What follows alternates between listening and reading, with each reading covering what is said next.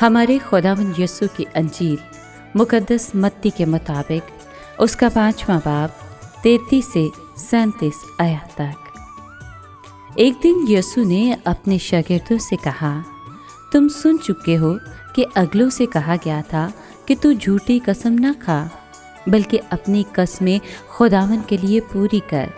लेकिन मैं तुमसे ये कहता हूँ कि हरगिज़ कसम न खाना, ना तो आसमान की, क्योंकि वो खुदा का तख्त है, ना ज़मीन की, क्योंकि वो उसके पाँव की चौकी है, और ना यरूशलेम की, क्योंकि वो शाह अज़ीम का शहर है, और ना अपने सर की कसम खा, क्योंकि तू एक बाल को सफ़ेद या स्याह नहीं कर सकता, मगर तुम्हारा कलाम हाँ हाँ ही हो और तुम्हारी नहीं नहीं, क्योंकि जो इससे ज़्यादा है सो बदी से है।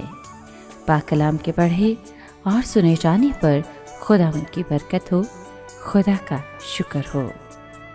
अज़ीज़ दोस्तों, आज का कलाम कसम ना खाने के बारे में है।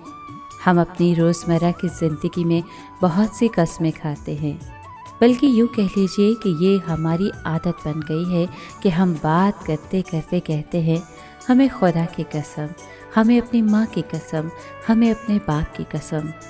हम किसी को अपना यकीन दिलवाने के लिए कस्में खाने लग जाते हैं, मगर एक मसीही होने के नाते हमें बिल्कुल भी कसम नहीं खानी चाहिए।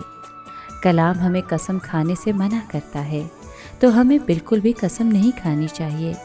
अगर आप एक सच्चे मसीही हैं तो अपने अंदर से इस आदत को ख़त्म कर दें, क्योंकि पाक कलाम हमें कसम खाने से मना करता है।